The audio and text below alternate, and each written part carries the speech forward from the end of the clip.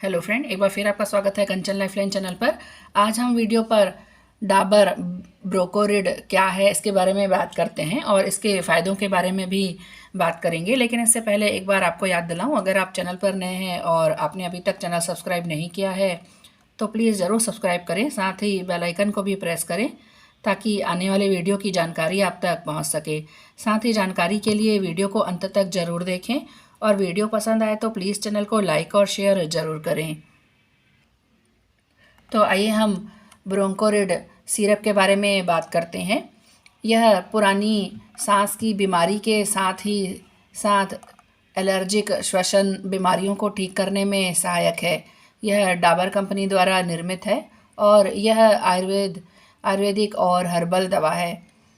साथ ही यह तरल रूप में उपलब्ध है और यह डाबर ब्रोकोरिड ब्रोंकाइटिस के लिए आयुर्वेदिक दवा है जो कि विभिन्न औषधीय पौधों का उपयोग करके तैयार की गई है। यह क्रोनिक श्वसन विकारों के साथ साथ एलर्जी ब्रोंकाइटिस से लड़ने में सहायता करती है। साथ ही यह म्यूकोलाइटिक और एक्सपेक्टोरेट है। डाबर ब्रोकोरिड सिरप को एंटी एलर्जिक गुणों के साथ तैयार किया गया है। यह इससे बहुत ही श्वसन संबंधी बीमारियों को दूर करने में सहायक है।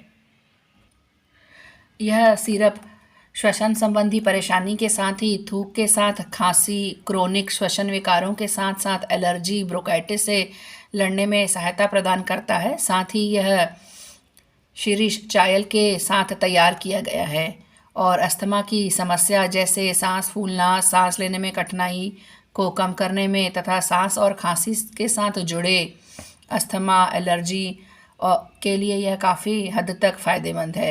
यह दवा वायु मार्ग की मांसपेशियों को आराम देती है और श्वसन तंत्र की सूजन को भी कम करती है। वैसे तो इस दवा के कोई साइड इफ़ेक्ट नहीं है, किंतु फिर भी किसी भी तरह की कोई भी आयुर्वेदिक दवा को लेने से पहले अपने चिकित्सक से सलाह ज़रूर ले लेनी चाहिए। इस दवा को हमेशा भोजन के बाद ही लेना चाहिए। इस दवा को निर्देशों के अनुसार ही लेना चाहिए। इसे दिन में 2 बार 2 चम्मच गुनगुने पानी के साथ या फिर चिकित्सक के परामर्श के अनुसार लिया जाना चाहिए। यह अधिकतर मामलों में दी जाने वाली दवा है, इसलिए हमेशा याद रखें कि हर रोगी और उनका मामला अलग हो सकता है। इसलिए रोग और दवाई देने के तरीके और रोगी की आयु, रोगी का चिकित्सा इतिहास और भी अन्य कारकों के आधार पर इस दवा की खुराक अलग हो सकती है।